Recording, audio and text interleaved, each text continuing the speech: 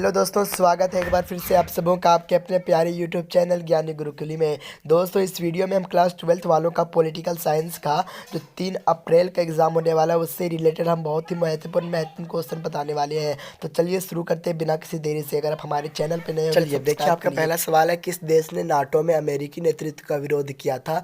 तो आपके ऑप्शन है ब्रिटेन, फ्रांस, इटली, पश्चिमी जर्मनी। जैसे कि आप लोगों को मालूम होगा कि आपका ना तो मॉडल पेपर जारी हुआ, नहीं तो सही ढंग से आपका कोई पेपर जारी हो रहा है, ठीक है।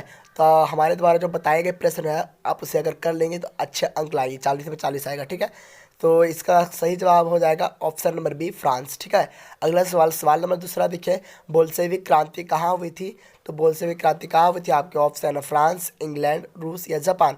तो इसका करेक्ट आंसर हो जाएगा ऑप्शन नंबर सी, यानी कि रूस। चलिए अगला सवाल कर लेते हैं। सवाल नंबर तीसरा देखिए, सोवियत संघ के अंतिम राष्ट्रपति कौन थे? तो सोवियत संघ के अंतिम राष्ट्रपति कौन था? आपके ऑप्शन है ब्रिजनेव, मिखाइल गोर्बाचेव, बोरिस एल्त्सिन, खुसरो, ठीक है। तो जो हो जाएगा आपका ऑप्शन नंबर बी सही हो जाएगा, मिखाइल गोर्बाचेव, ठीक है।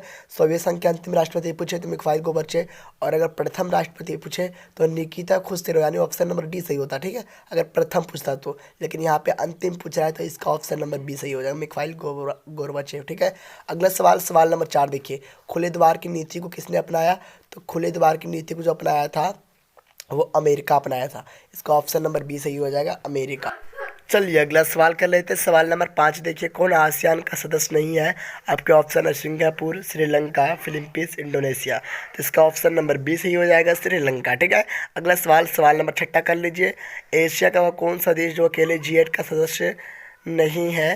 तो इसका ऑप्शन नंबर G8 का सदस्य है, ठीक है। एशिया का कौन सा देश जो अकेले G8 का सदस्य है? इसका ऑप्शन नंबर सी सही हो जाएगा, जापान। चलिए अगला सवाल कर रहे थे। सवाल नंबर 7 देखिए, संयुक्त राष्ट्र संघ की स्थापना कब हुई थी? जिसे हम UNO कहते हैं, ठीक है, यानी यूनाइटेड नेशन ऑर्गेनाइज, ठीक है।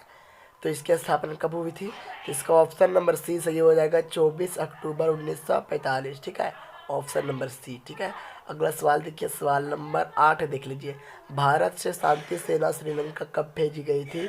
तो इसका ऑप्शन नंबर डी सही होगा, 1987, ठीक है, शांति सेना श्रीलंका भेजी गई थी 1987 में। चलिए सवाल नंबर 9 देखते हैं, शेख मुजीबुर रहमान किस देश के प्रधानमंत्री थे? यानी शेख मुजीबुर रहमान जो है किस देश के प्रधानमंत्री थे? तो इसका ऑप्शन नंबर बी सही हो जाएगा, बांग्लादेश, ठीक है।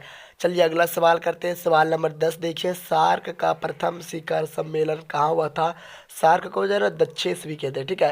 तो कहाँ हुआ था? तो इसका ऑप्शन नंबर बी सही हो जाएगा, ढाका में, ठीक है। चलिए अगला सवाल कर लेते हैं, जो बहुत ही महत्वपूर्ण सवाल है। ये क्वेश्चन सब्जेक्टिव में भी पूछ सकता है, ठीक है, कि एमनेस्टी इंटरनेशनल क्या है, ठीक है। तो एमनेस्टी इंटरनेशनल का संबंध किससे है? आपके ऑप्शन आर्थिक विकास, आतंकवाद, मानवाधिकार, लोगों का स्वास्थ्य। तो इसका जो ऑप्शन नंबर सी सही हो जाएगा, मानवाधिकार, यानी ह्यूमन राइट्स, ठीक है। जो एमनेस्टी इंटरनेशनल है एक आत्मसेवी संगठन है जो पूरे विश्व में मानवाधिकार की रक्षा के लिए कार्य करता है।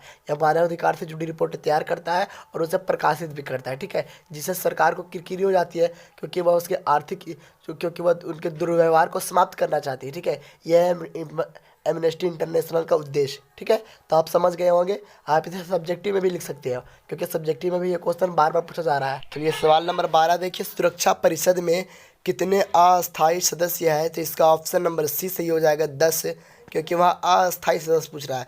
अगर अस्थायी सदस्य पूछता तो हो जाता 5, ठीक है। भारत का संविधान कब स्वीकृत किया गया?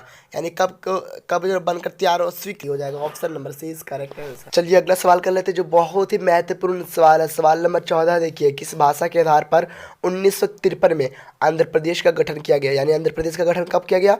1953 में। तो किस भाषा के आधार पर किया गया था? तो इसका ऑप्शन नंबर ये सही हो जाएगा, तेलुगु, ठीक है। अगला सवाल, सवाल नंबर 15 देखिए, निम्नलिखित में से किसने 1951 में भारतीय जनसंघ पार्टी की स्थापना की? तो इसका ऑप्शन नंबर बी सही हो जाएगा, दीनदयाल उपाध्याय, ठीक है।